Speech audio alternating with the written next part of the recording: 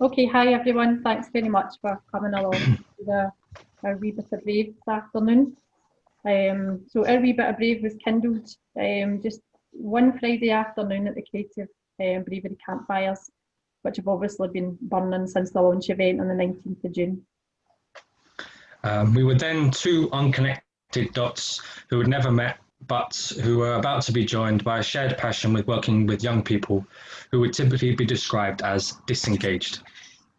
I'm Jack, and I'm a community artist that has worked with young people from a variety of different ages, trying to support them to reconnect. I'm Jennifer, and I'm a teacher, and I work with secondary age school young people who, for a whole host of reasons, from behaviour to mental health, find that they're unable to access mainstream education. What started out as a 30-second conversation has gone on to spark a bigger project where we've been trying to explore pupil voice as a way in to engaging with disengaged young people. We wanted to create conversations where young people felt safe and empowered enough to share some of their experiences with us, and then to go on, hopefully, and be able to tell us how we might be able to start to make things better. We've had the opportunity to work with 3 young people, as well as to connect with some young offenders at Polmount through the Email a Prisoner scheme. They've been absolutely inspiring in their honesty and ideas. So the project started when we asked 2 questions. The first question was, describe your school experience in 6 words. And the second question was, thinking about these words, if you could reimagine or recreate a school for the future, what might this look like and what would be important to you? Through the power of the campfires, we were connected with 3 service designers, and they worked really hard with us and the young people to bring their responses to life, to give the voices strength and opportunity to find the experiences and ideas to be realised. So this is what our campfire is all about. So our first young person felt that her school experience had initially been fun and she had learned a lot, but it had become traumatic and scary. She felt it was important for all school staff to have mental health training, and that it was also important for pupils to learn about mental health and well-being, to raise awareness about these issues and try and reduce the stigma associated with them. She has written a deeply personal account of her thoughts, which you can find in the Creative Bravery Toolshed. Joe, the designer, worked with her ideas to come up with this. Just share my screen.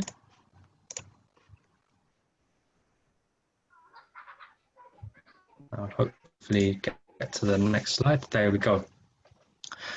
So he was showing that you can use material that is readily available from mentalhealth.org.uk, but to refashion it in a way that can make it more accessible to young people. Here, the poster could have a QR code, which young people could scan, and then they would be able to access the 8 ways as a carousel of images on their phone. In this way, all pupils and staff have access to an easy-to-use tool, which can empower both staff and young people to feel more confident when dealing with the first steps regarding mental health.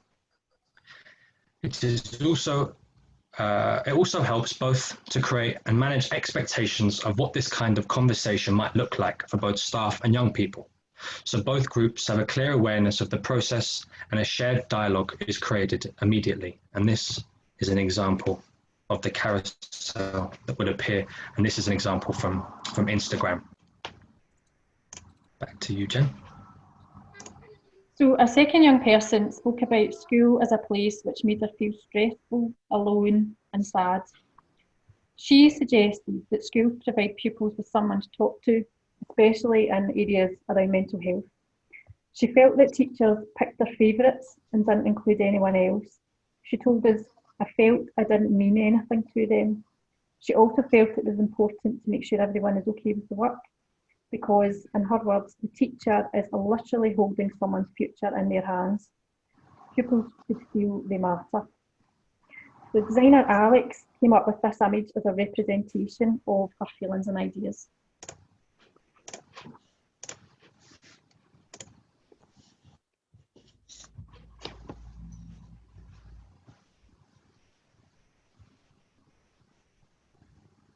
So in this image, there are areas of light and dark in the classroom. As the teacher spends time with certain pupils, their lights are illuminated and they feel like they've been noticed. If a pupil is left alone for too long with no teacher support, the light fades until the pupil is left in darkness. It's also a great way for young people to be able to see if they're maybe stopping the teacher from being able to get round all the pupils in the class. So as in the first design, I think this helps to provide both groups, teachers and pupils with the same information. So again, both groups have a clear awareness of the process and can begin this shared dialogue. Hi, Pupil.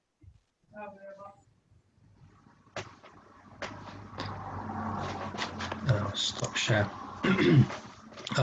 So I've recently started working with a group of young people in Polmont Young Offence Institute. And when discussing the intake of the young people, one statistic stood out. 90% of the young people in Polmont have experienced school exclusion. We know what the multiple impacts of school exclusion are for young people, none more so than the direct link between exclusion and the criminal justice system. In discussions with Jen and the organisation I work with, these questions were also sent to some of the young people. I will now read some of their responses, giving their ideas a voice. I only wish it was their voice, not mine.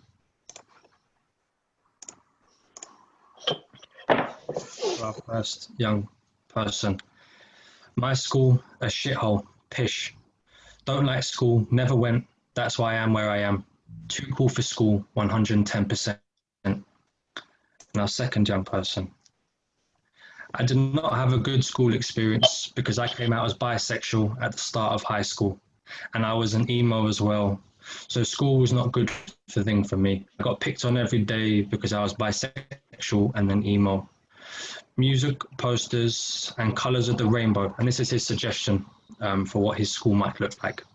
Music, posters, and colours of the rainbow, because I'm part of the LGBT. That's why I would like the colour of the rainbow there. There'll be no bullying because it's not right. Punk rock and punk, all types of metal and rock playing all day throughout the school. And I think it's important to mention here that this one links to an event on Thursday at 6 p.m, where there will be discussions around LGBTQ+ education in early years. So I think we should check that out. Now, third person. Oh, lost it. There we go. So these are his 6 words. My school experience in 6 words. Happy, hardworking, fulfilling, social, awkward, 100 miles per hour. Well, I left school nearly 6 years ago, and even back then, there was a lot of stigma around mental health. So I got some stick.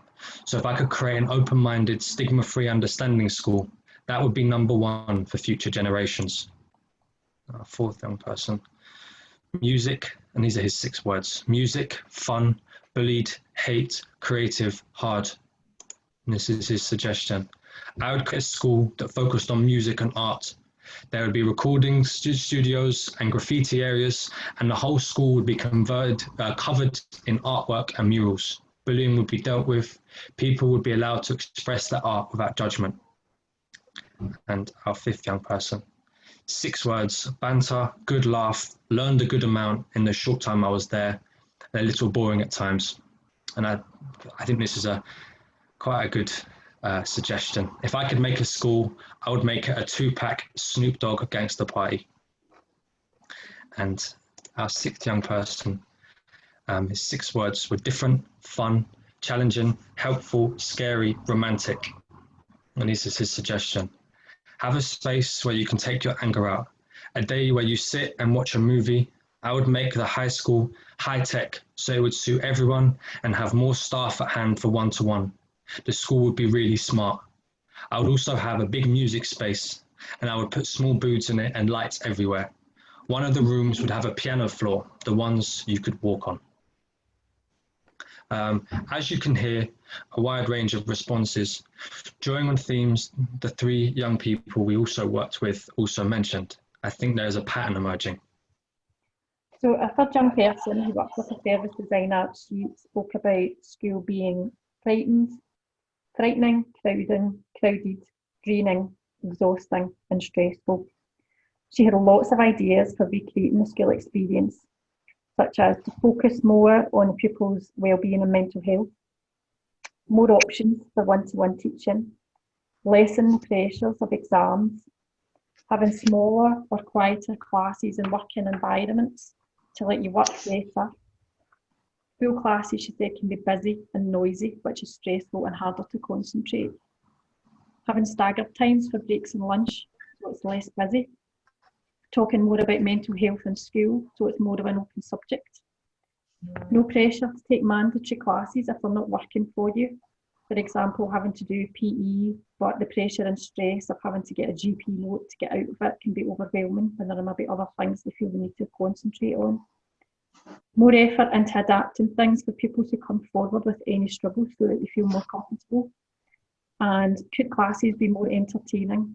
Not just meaning about being fun and games, but that actually capture the imagination so that they become more motivating to learn. So our designer, Rachel, created this animation to try and represent these ideas.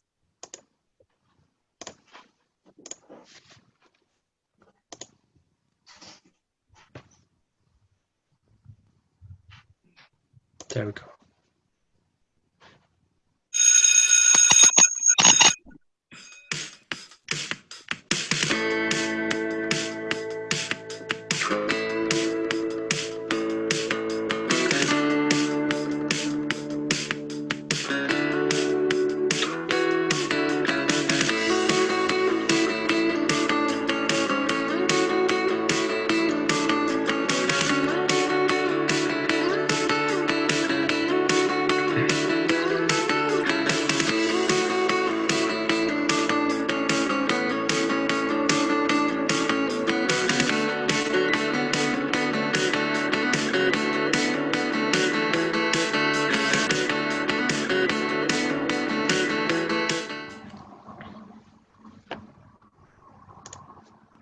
We found that video really, really powerful.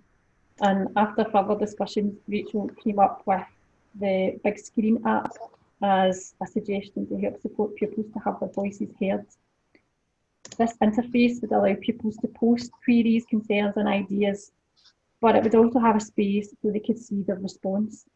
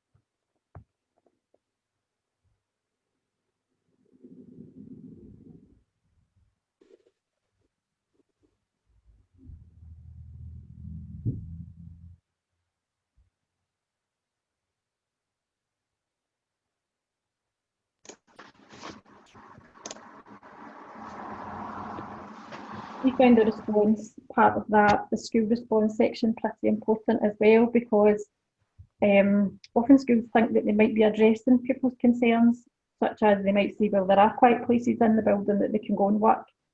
But sometimes actually trying to access these for young people can be really difficult. So they have to find a key, they have to get permission, they have to, ask a teacher that they don't know, they might turn up there and there's a teacher that they're not expecting to be there.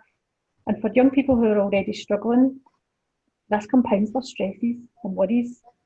So a reply section on the big screen could really help manage expectations, could illustrate to pupils things that are already happening in the school and allow them to get the full picture. This kind of interface also allows pupils to participate even if they're not at school. There's also a way for pupils to submit questions anonymously if they don't want them to be on the big screen.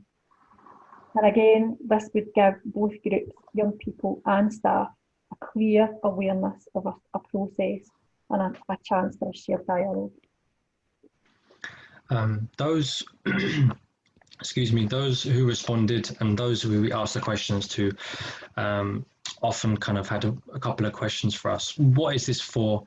And they were really keen for us to feedback what was discussed, which I think leads really nicely to our questions. What's next for our campfire? What's next for discussions around disengagement, engagement, and pupil voice?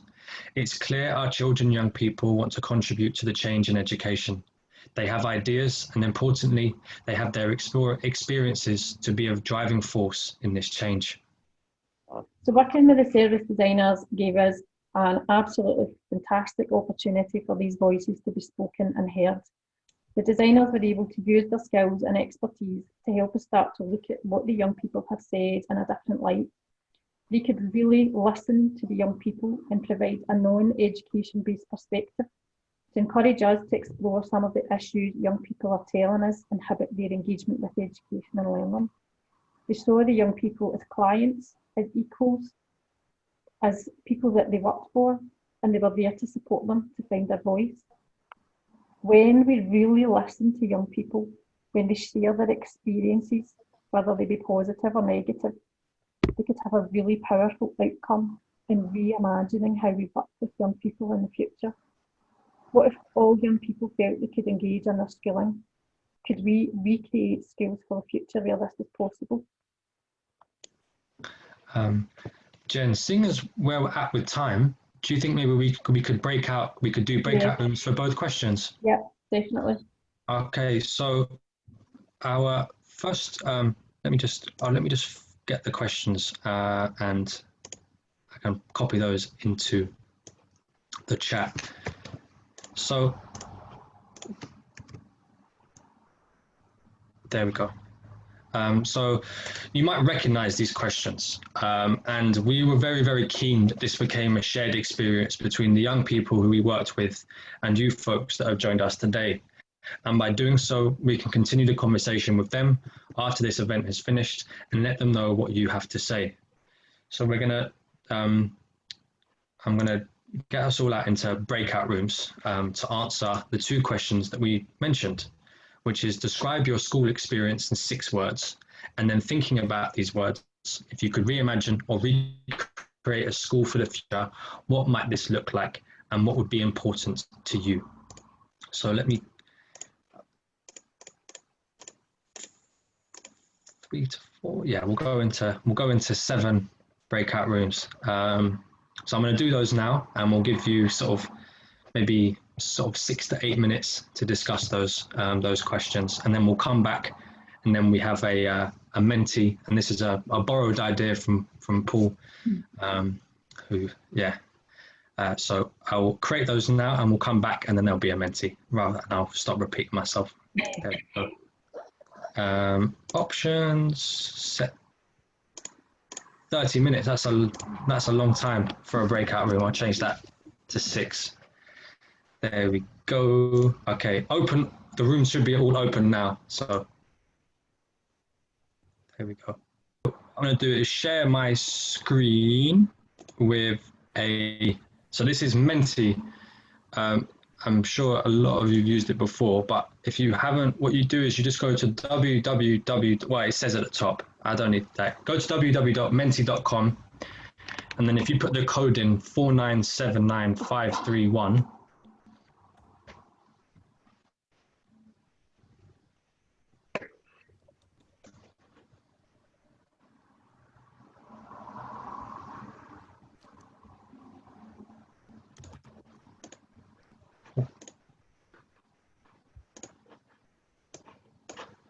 so I was trying to work out how to get rid of that.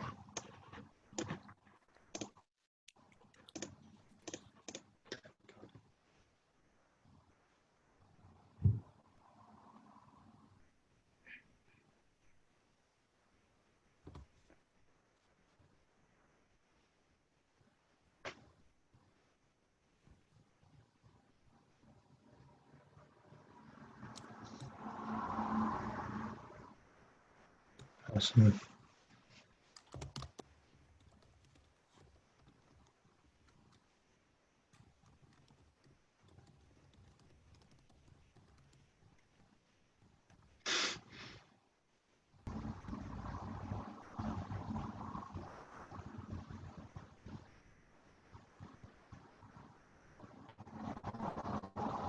we'll share these Menti screens with everyone as well. I think it's good that we have this as a kind of legacy to kind of move forward with.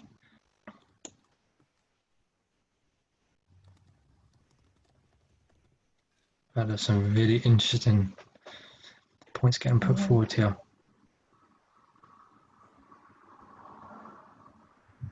Yeah, no middle ground. That's quite interesting.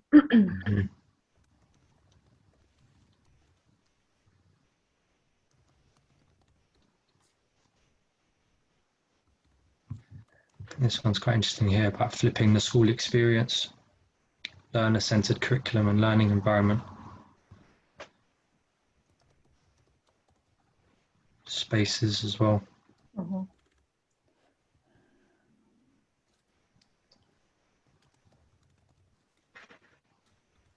Okay, so time-wise.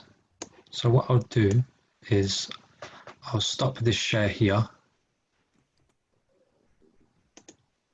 and we'll go into another breakout room to our second question. So if we want young people to be involved in the process of recreating their school experience, what can we do to really hear their voice? What can we do to really listen?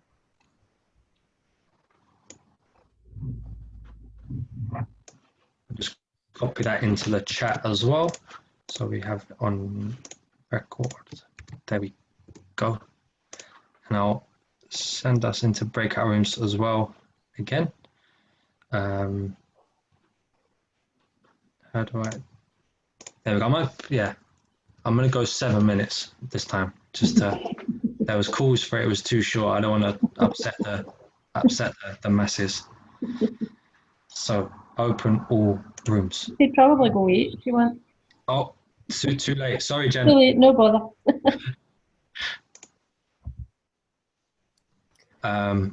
So what I'll do is, and just to kind of turn our reflections into the Menti again. Just move. Can I move the question on?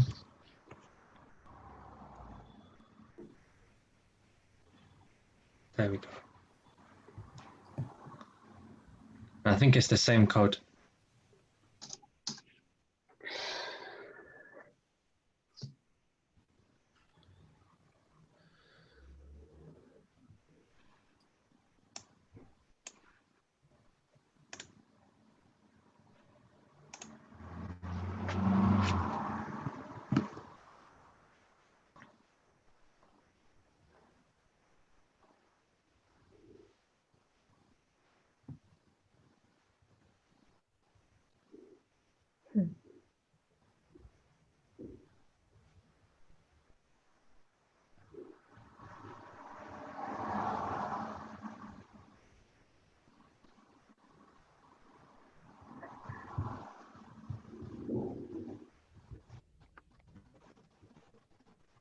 Really like with listening comes accountability.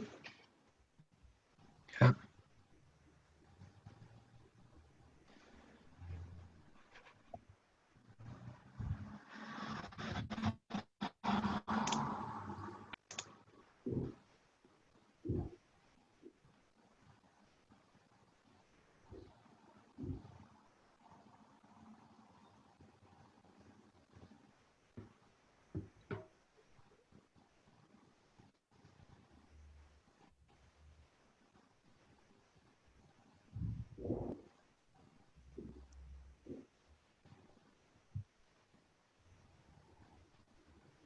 Shared vision.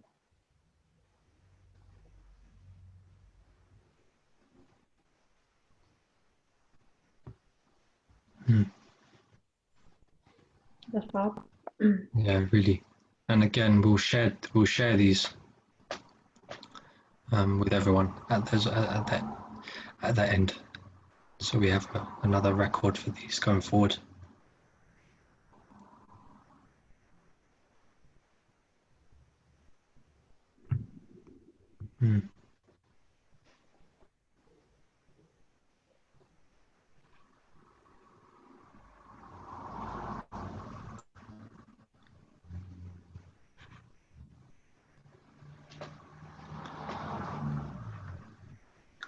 Jen, should we carry on?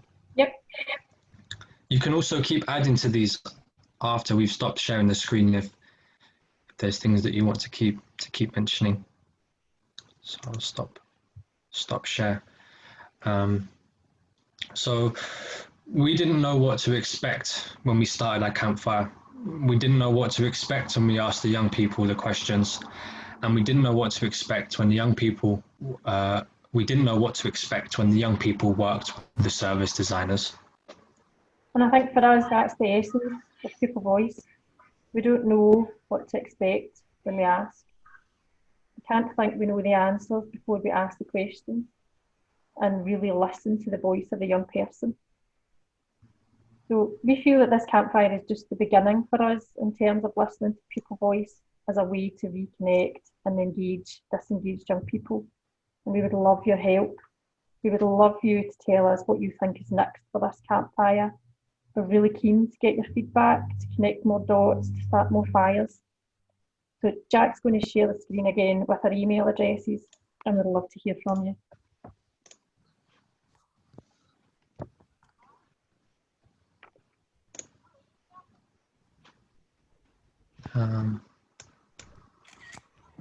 There we go.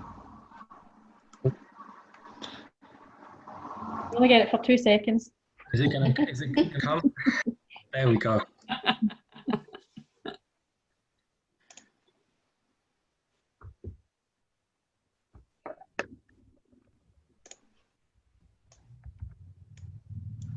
So those are obviously our email addresses, and we just want to say first of all to thank all the young people that were involved in making this event possible. Without their ideas, it would just be me and Jen talking. And as much as that might be lovely, I think that there's lots of people, lots of children, young people who've got some brilliant ideas and really need a space to share their ideas and to share their experiences. And also we want to thank you all for joining us today on the first day of the festival. And there's another 6 days left of some quite fantastic and exciting events. So we're really looking forward to joining in for the next 6 days and just immersing ourselves in the festival. We need to say a huge thank you to the designers who worked for the young people, worked with us, because they've spent hours and hours and hours on this for us for absolutely nothing, apart from the pleasure of joining in today. Yeah. I think that what they've created with the young people has been really inspirational and really, really powerful. So can't thank them enough for their help and, you know, helping us realise these Pupil Voices. Absolutely. So yeah, thanks everyone for joining us. Yeah, it's been, me and Jen didn't know each other before this, so it's been great that we've got to know each other as well. I think that's another highlight as well. So thanks, Jen. Thank you. Thanks everyone for coming along.